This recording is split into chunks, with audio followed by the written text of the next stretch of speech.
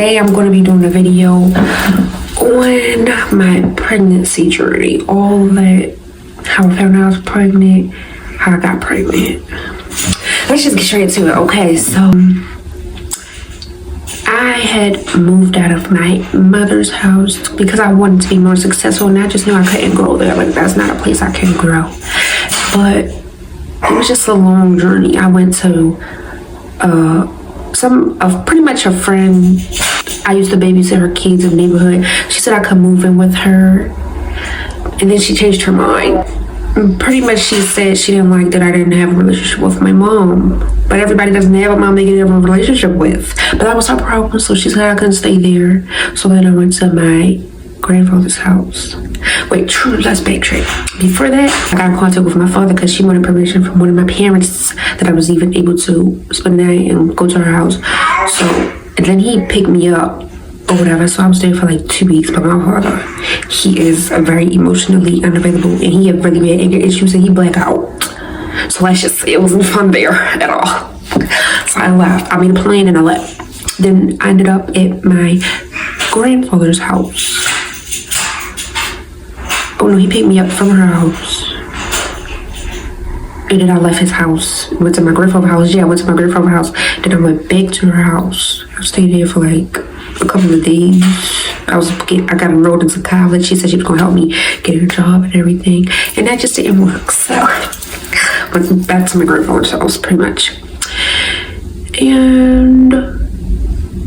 But when I was in my father's house, we had got into a little car accident. It wasn't nothing serious at all. It was just the driver had hit me on the passenger side, but it was just a little dent in the door. And so we had to go to the chiropractor because we wanted to get that whole thing worked out. But then I left my father's house, so I had to go to a different chiropractor, and that's where I met my son's dad. And the crazy thing is, I saw his car, and I was like, whoever car that is, he better try to talk to me. But I just seen him. I didn't see him get out the car. And so that's how that whole thing go. And he spit game, hey, beautiful. How are you? Let me take you out. And he spit some real game, let me tell you that. So he was spitting real game. Then he walked me to my Uber because that's how I got to chiropractor. That's how I was getting back to my grandfather's house. Then after that, he had called me because he wanted to take me out. Let's just say, he picked me up, and first we went to his house and we walked the dog, and he was doing weird stuff. Show me his gun. He's older than me, but he act like a little boy. But anyway, I wasn't flattered by that at all, but I liked the dog. And so yeah, we were just walking around the neighborhood to Panera Bread to get something to eat. But I told him I wanted to go to a museum. Long story short, he never took me to the museum. Empty promises. Anyway, after that, okay guys, I'm back. And also, let's get some things straight. I definitely had a plan when I moved out of my mom's house. I had a summer job prior to me moving out, and I was like, I got some money saved up. We can make something shake. Investments, all that. I had some money to make something move. So yeah, and I was actually planning on moving further, but pretty much I allow people to talk me out of my plan. I probably would have been a lot farther. Probably wouldn't have had a baby, but I'm thankful for him. And I learned a lot of lessons along that whole journey. So, and also, the reason my child's father was at the chiropractor place is because it was a building with multiple places, and the chiropractor place was just one of the suites within the building. He worked there, so that's how I met him. But yeah, and when he called me before I actually went on a date with him, or went in a call with him anywhere, I felt like I asked all the right questions. Do you have any kids? Are you married? Are you still heartbroken from your last relationship? And I thought I was good, but it just wasn't. Let's just say that. Okay, so anyway, at the Panera Bread, we went to his house, and pretty much I was staying the night.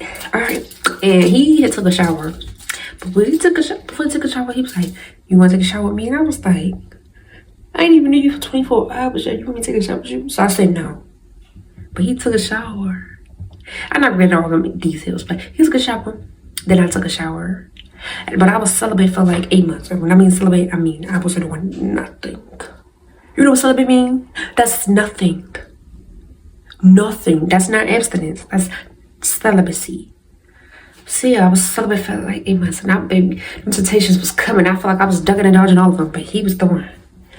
But baby, I was hot. I ain't gonna hold you, but yeah. So I took a shower after that, and so we were just in the bed watching movies, and he had asked me something.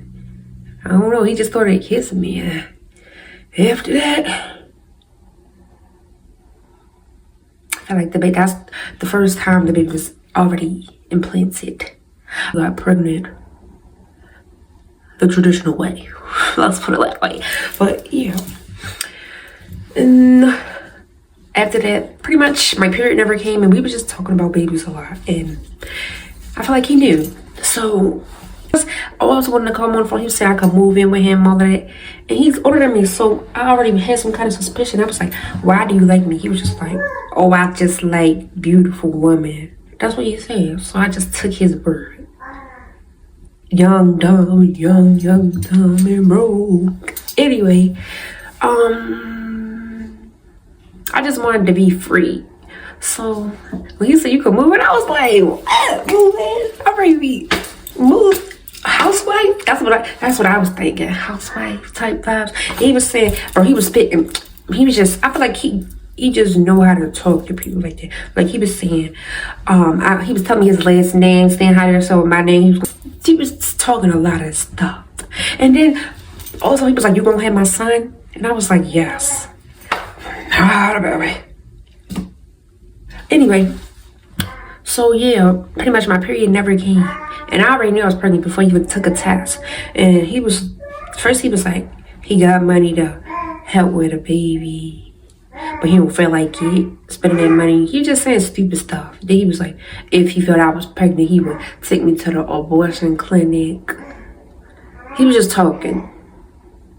So pretty much he told me to get a test, and I got a test, and I took it at my grandfather's house, and I sent it to him, and it was positive. And he acted like he didn't know it was positive or negative. So I sent him the Google thing, 1 line negative, 2 line positive, and that's when he was just like, I called him, we was talking about it. He was like, what you think? I was just like, I don't know. So he was saying, no, he ain't know, I don't know. I just, pretty much, I didn't tell him the whole pregnancy. Even he popped up to the house when I was like 2 months. He was like, I want a family. Like, about to start getting so good for me. But I was listening to my discernment after the baby was already inserted. But that's when I decided to start listening to my intuition. And pretty much my intuition was right from the beginning. I seen his car. So like, don't talk to him. But I didn't put 2 and 2 together first. And he had got me after he already spit the game. So it was already a done deal, pretty much. But it's okay. I live and I learn. I learn. That's wisdom, moving with my knowledge. After that, I was pretty much pregnant. I had real bad morning sickness. And I seen that something say a spiritual meaning. If you have a lot of morning sickness, that means your significant other is cheating. Even though after that, we wasn't together because I left his house. Oh my God, I'm skipping a lot. So I meditate a lot, and I have spiritual gifts, and I listen to my downloads. And pretty much it was like, I accept C6 if I should leave him alone. I kept saying 606, 666, all that. And so pretty much Spirit, God, source had gave me a plan to leave. So they was like, pretty much, I don't remember exactly what day, but it was like, this day you're gonna be able to go and get all your stuff in there. So I got all my stuff, and I don't know, he was just high as a kite or something. So I got all my stuff, he was like, wow, yeah, I got away. Thank God, with a baby, but he's the miracle. Let's talk about it. Anyway, after that, I pretty much was pregnant, and I was at my grandfather's house, but also my older sister was there. And I'm thankful for the food that I was able to eat sometimes. Oh, and I didn't tell anybody I was pregnant except for my cousin. Shout out to her. She was helpful through some of my pregnancy, and I'm thankful for that. Yeah, so sometimes she would buy me groceries, and yo, I was applying for jobs, I was going to interviews, they just wasn't picking me, which I felt like was kind of God at the same time, because baby, it was a lot. Let's be honest. I was cleaning houses in the beginning for money. I babysat like one time, just my cousin son, my second cousin, and that was it. But after that, God was still like making sure I had enough food for the baby. But I'm being honest, sometimes the only thing I had to eat some days was an apple. And pretty much my older sister, she would say things like, if you don't go to the store, I'm not gonna give you any food. She would like talk down on me a lot and let her boyfriend talk down on me, and it was just a lot. Let's just say that. It was a lot. And I told her she made my pregnancy traumatic, and she just played victim. She said, how could you say that? I was the one paying for all that food. Okay, but you was like gaslight me and stuff. Let's be honest. You did me dirty, and that's okay. I live and learn. Let it go. I'm thankful though. I always say thank you. Let's make it clear. And like, it's like she was helping me, but it was like, it was a bad help. Like, and I didn't want her to help me no more. She was like, I could still help you, but I just was dependent on her because I don't know. I felt like I couldn't do it alone. Okay, but pretty much since I didn't have a job, I just asked God to provide. Long story short, God showed up. Oh, pretty much I didn't want anybody in the room with me when I had my baby. I'm going to insert some clips. I birthed alone just with the nurses, and also my baby was a surprise gender. I didn't tell nobody nothing. I didn't have no baby shower. And the only reason my sister found out I was pregnant is because I was throwing up. I had real bad morning sickness. I didn't tell nobody but my cousin. But then after that, more people just started finding out. And I told my sisters because they asked. And long story short, I had my baby. No Ecuador.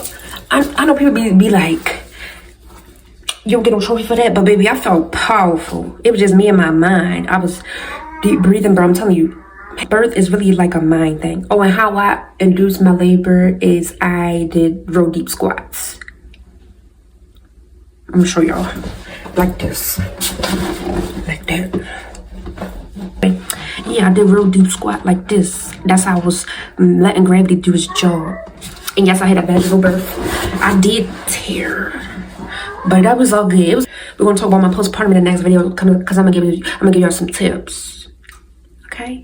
Anyway, yeah, I had my baby in the room. The nurses was very helpful. They was helping me with the little exercises on my back. It felt so good. I was so thankful for my nurse. That one nurse to help. But they didn't really help me with breastfeeding and stuff, but it's okay because God worked it out. I breastfed some and I felt formula fed. I did what was good for my sanity. But I still made sure I breastfed because I know it's a lot. It helps way more than formula. So I did both. I did it pretty much. I still can produce milk, but I don't really breastfeed. But yeah. So yeah, I had my baby. Thankful. It was a boy, and I was like, oh my, it was so surprised. I was like, oh my God, he really came. Like, I was so scared because I wasn't eating a lot. Some days was good, but a lot of times it really wasn't. But I'm just thankful he came. My baby, my daughter, my Yari. His name is Ayari. I love him. And I created his name. And I just had how I picked his name, I had my notes. You know, if you're a girl or anybody, you know, sometimes you just got your notes for baby names, potential baby names. And I picked Zayari. And that was perfect for him. That's his name. So, yeah. It wasn't so fun, but God made a way. And we up now, so what? So what? But yeah. I'm trying to think if I missed anything. Oh yeah, and also my grandfather had found out when I was like 7 months. And then he told my great-grandmother, she was like, she's a prayer. She is a praying grandmother. And so he told her, and she's pretty much like keeping me level-headed because, baby, I don't know what I would have did without her. I thank God for her. I thank my spirit team. Ancestors, all of y'all. I love y'all. But yeah, I'm thankful for my baby. Thankful for that journey. I live and I learn. And now I move so much better with my intuition and my discernment. God did provide. My cousin's mother actually took me on a shopping spree for him after I had him. I should have been open to more, but I'm thankful for what I got. We got a lot. Pretty much we was provided for. Oh, and I moved back into my mother's house when he was 2 weeks because I just felt like I couldn't do it, and I would stop talking to my sister because that should have been broke off. But yeah, and I always went through a lot of spiritual warfare with her because pretty much let's just cut to the chase. You know, we are humans, but sometimes if we don't heal trauma, it could just cause more damage to us and allow bad things to happen to us, like entities and stuff. So pretty much I feel like, well, not I feel like, I don't know, my mom has a lot of trauma, and I feel like she got entities in her, and I always had a lot of spiritual warfare with her pretty much my whole life. Dreams show me and everything. But let's just say I had a lot of spiritual warfare during my postpartum, and I was praying psalms, fasting, all that, and I got about that house. So what now? I won. Thank you, God. But yeah, I made it through. Now we're here. Thanks for watching. Continue watching because it's about to get so good on this channel. Taylor the Alchemist. This is Ayari, my son. Him told him, Mom, I'm a good mom. I'm a good mom. And also shout out to my sisters in my mom's house because they were a big help. Love you. Autumn and Jordan. Also shout out to my grandfather because he was the one who made the big call. Help their mama. Shout out to TikTok. You helped. Oh, and also to clear up the baby daddy situation, I did eventually tell him he does know his son.